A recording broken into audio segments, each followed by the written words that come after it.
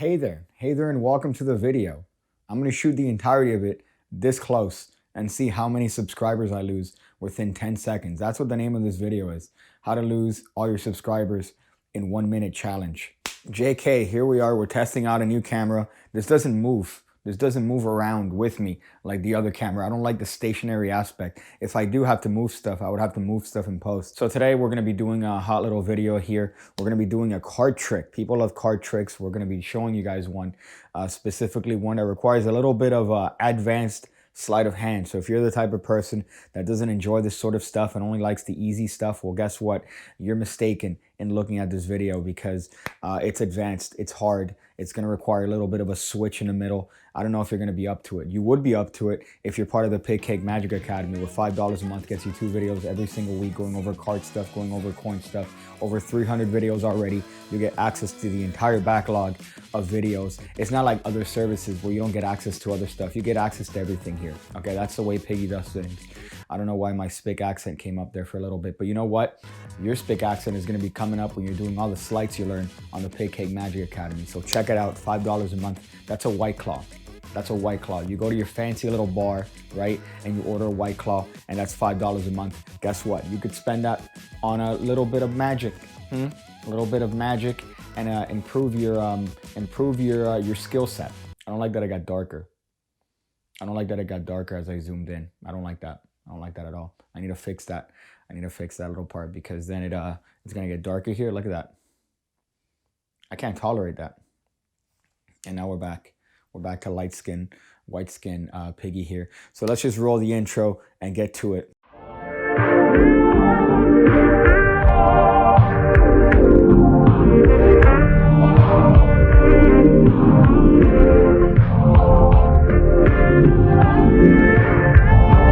Sup, dog? I heard you like card tricks.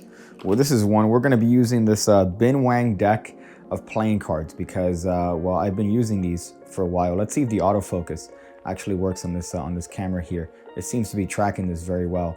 What would happen if I take it off the screen and bring it back? Oh, it does track it. Look at that, man.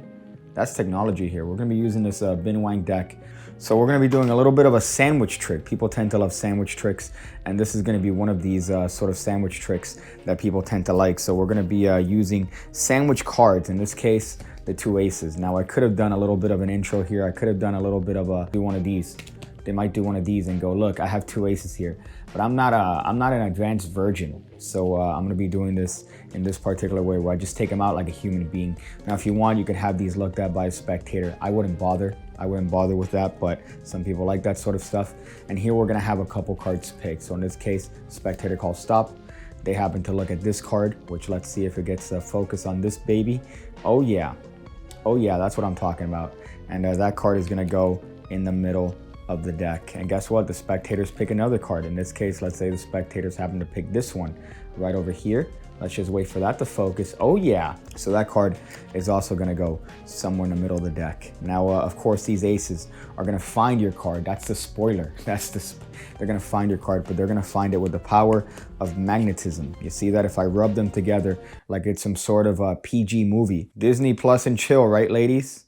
So if we just rub these together, we could actually get a card to magically appear, and guess what? It happens to be one of your cards right here. In this case, the 7 of diamonds. Oh boy, but I know what you're saying. See, I used the aces, I found the 7, but there's still 1 card left. There's still another card left, sir. And what kind of disservice would I do to you if I don't find your card? So why don't we do it this way?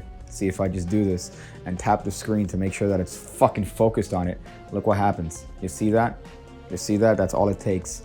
That's all it takes. That's all it takes. And now we have the other card, in this case, the 8 of spades. Oh boy. Oh boy.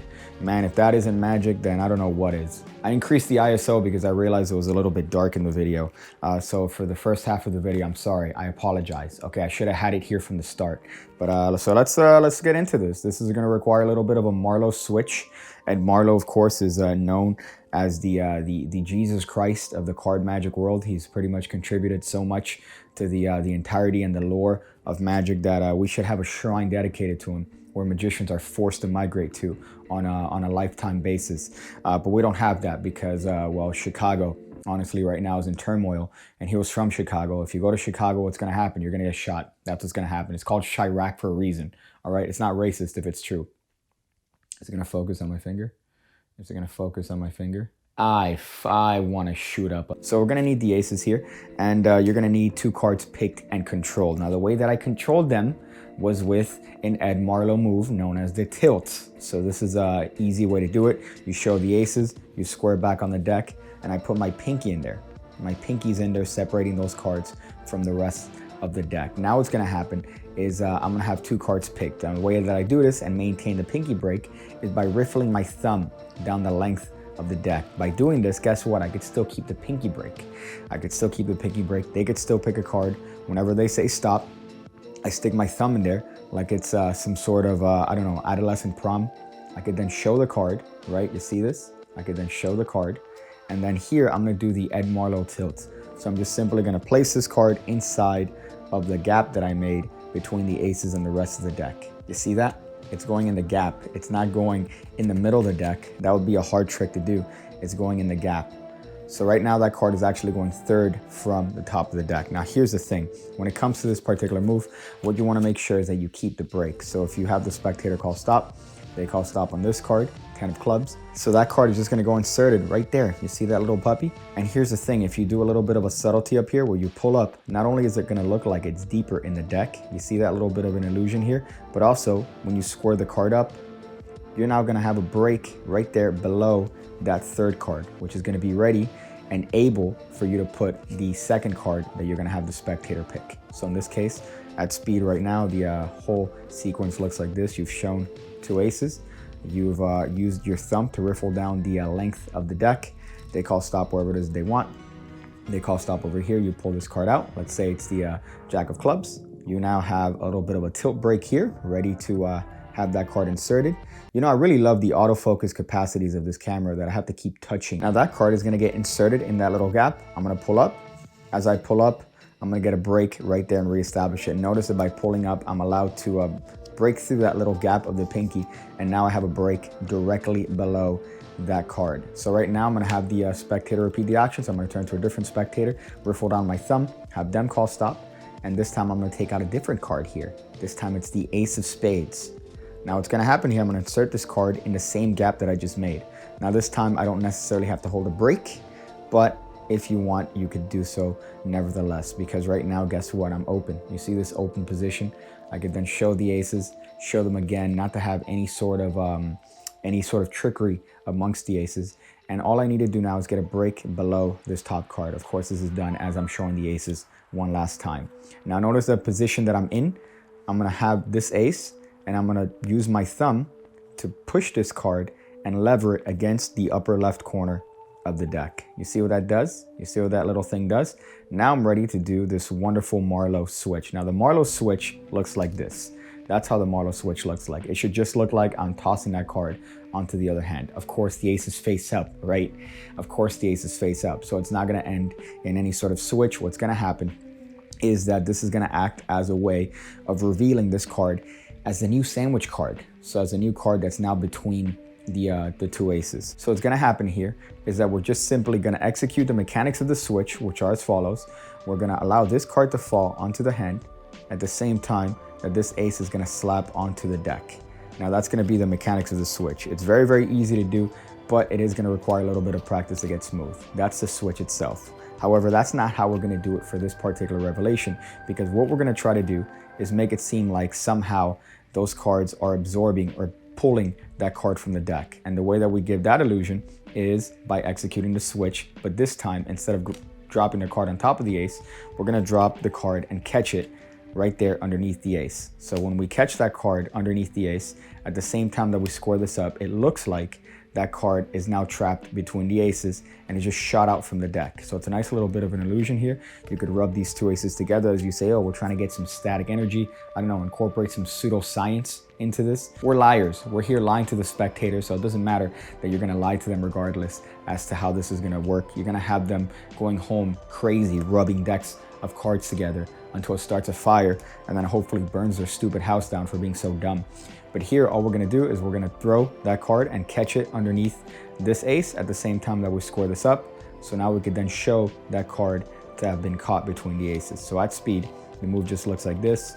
Again, rubbing the aces. And of course, right now, we've subsequently trapped one card right there between the aces. And we could show it to be the spectator's card. Now, this is going to be the misdirection needed to get another break below this card, which is going to be the second spectator's card. So as we're addressing this amazing moment, what's going to happen is we're going to execute the switch, but this time actually switching this jack for the ace. You notice that it looks beautiful. It looks like nothing happened, but I switched it. You see that? How good is that? How good is that, man? Man, Marlow, if you were here right now and you weren't, assuming you wouldn't come back as a zombie at the same sort of look as when you died, I'll do dirty things to you, man.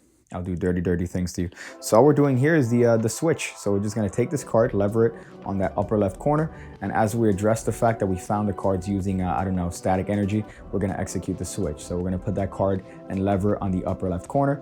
And then we are going to drop that card at the same time dropping this card on the deck. Now, if you do it face up, you get a nice little bit of a color change. It looks like that card changes as it drops into the other hand. You see that? But we're not doing that. That's not that's a different thing. This time we're doing it as a switch. So at speed, it just looks like this. You just trap that card between the aces. You say now, of course, the aces don't just have the ability to find cards with static. We could also do a little bit of a different effect here, sir. Why don't you just squeeze those two cards together? Yeah, perfect. That works perfectly. You see what that does is that now the static energy is actually changing the card instead of trapping it. You see, it changed it into this person's card. It doesn't make sense, but just roll with the punches. It's a card trick.